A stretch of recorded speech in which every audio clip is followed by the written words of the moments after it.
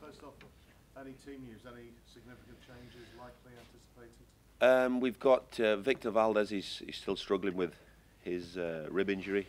Danny Ayala we'll see tomorrow, his ankle's still sore. Grant Ledbetter is back in training. So is Adeline Gutierrez, who had a bit of a groin strain. And Gaston Ramirez has a pelvic problem. So when will you actually be able to pick a team then? Probably not until Monday? No, I think we'll be in obviously tomorrow and Sunday preparing the team. So we'll prepare the team over those couple of days. The way you've played in the last couple of games and taken 4 points, that must give you some heart. But do you also sort of reflect and think if they played like that all season, you wouldn't be in the situation that you are at the moment?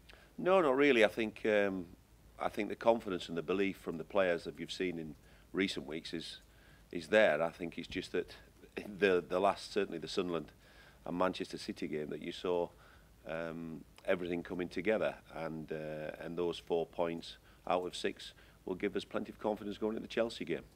You're going to have to win your last 3 games though. If you were to pull it off, where do you think that might rank in the greatest of great escapes? Well, it would, certainly would, but as I've said in previous press conferences, we have to just focus on Chelsea, and this is how tough the Premier League is, and that's what we'll be doing. How much tougher will it be playing Chelsea than it was Manchester City? Well, Chelsea are, they're top of the Premier League at the moment, and they have some fantastic players, and not only do they score goals, they're very, very well organised behind the ball, so it's a very, very difficult fixture. They did lose at home recently to Crystal Palace. Have you been studying that match intently and seeing how it can help you, and where maybe might it help you? Absolutely.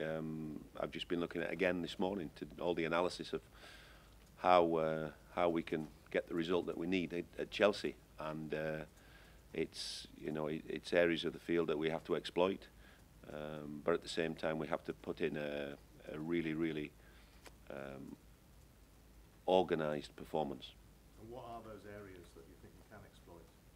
Well, I don't want to give too much away, because that's our job, and as coaches that's what we look at, the opposition's strengths and weaknesses, and we'll continue to work on that over the next couple of days. But you think there are weaknesses there that you can exploit them? Well, as you said earlier, Crystal Palace did win at Chelsea, but we also know that there's plenty of strengths in a really, really top team. If you were to get the win down there, and if you were to pull off the great escape as well, how much would that affect the decision about your future here for next season? I think I've said before, it isn't really about my situation. It's about Middlesbrough Football Club, and we look no further than obviously tomorrow morning's training session, and then preparation for Chelsea. So are there any plans though that, if the worst happens and you go down after Chelsea, that you will sit down and discuss things and already start planning, a la Sunderland, with David Moyes having said today he's definitely staying next season? No, not at all, because our planning is all in preparation for the Chelsea game, and that's as far as we look ahead. There was the unsavoury scenes against Manchester City last week, and an FA charge that the club need to respond to by this evening. Do you know what the response is going to be? No, I don't. I know the football club and the FA are still ongoing with the talks. What was your view of what happened? I think I've discussed yesterday with the club that our CEO has everything in hand, and they're continuing with their discussions. As far as training is concerned, you're bright and bubbly. When I spoke to you a couple of weeks ago, you were bright and bubbly. The players were as well. Is there still a genuine belief within the squad that you can, even if you're not going to stay up, at least make a decent fist of the final few games? Yeah, absolutely. I totally agree with you, because I've been coaching for a number of years now, and the one thing that I do bring is plenty of enthusiasm to everything we do. And I have to say the players over recent weeks have been terrific. In fact, yesterday they were probably as bright and as sharp as I've seen them for in recent weeks. So that gives us all the confidence that we need going into the big game on Monday night. So what do you do to transmit that bright and bubbliness? I think it's just energy, it's enthusiasm, it's direction, it's everything that's positive that's needed to rub off on the players during any session. and obviously then we hope that reflects in the performance. Appreciating what you're saying about you're only planning for the next training session and the next game. We'll start you about Callum James. There's been a lot of talk about him this week, possibly going to Newcastle. He's on loan with you at the moment. How good has he been for Middlesbrough this season? He's been excellent, and Callum's he's a very level-headed boy. He's an intelligent player. He's a top defender, and in recent weeks we've missed him. You know, he's versatile. He can play full-back. He can play as a centre-back, and not only has he got great defensive qualities, he's as we all know, he's an Arsenal player, and they're all capable of playing the game with a high level of technical ability, which he also has.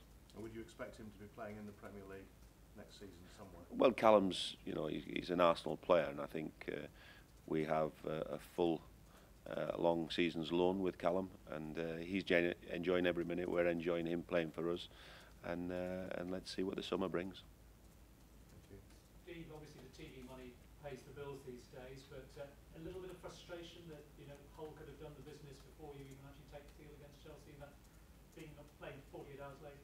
No, I think we just look at it in preparation for Chelsea, and obviously we'll have one eye on the result tomorrow, but there's nothing we can do to affect that. So, you know, of course, if it goes our way, then we'll look forward to Monday night's game at Chelsea.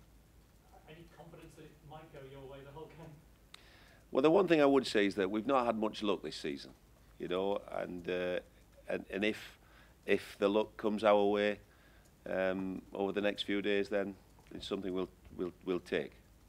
Because obviously, I suppose if Hull win, then you know what you've got to do at Chelsea, and I suppose it would be just, if not throwing the kitchen sink, it would be shackles off, I suppose, wouldn't it? Well, I think we know what we have to do at Chelsea anyway, so that's something that we're prepared to take on that challenge and looking forward to it. Have they developed an aura this season, Chelsea, that perhaps in the past Ferguson's Manchester United have? Yeah, they've been excellent. I mean, they play now with a back three, and they have lots of attacking players. And the one thing that they have, I've analysed Chelsea for you know, a number of days now, and they have top quality players, but they have an unbelievable work ethic within that group of players. So you can see with everything that, you know, when you analyse Chelsea, and not only how good they are moving forward, but how difficult they are to break down. But obviously those excellent draws at the Emirates and the Etihad earlier in the season, obviously it would have to be that plus a bit of goal scoring potential as well. Yeah, and then that, you're absolutely right. We have to go with a game plan, and we have to be very, very well organised. But obviously, as you say, we need the goal that hopefully takes the 3 points for us. You talked about the balance of the game when you went to Hull and you scored twice but conceded 4. It's a very difficult thing to get that balance absolutely right, isn't it? It is, but the last couple of games, I think we have found a good balance. You know, as I said earlier, taking the 4 points out of 6 against Sunderland and Manchester City was something that I felt was coming, and we just hope to continue.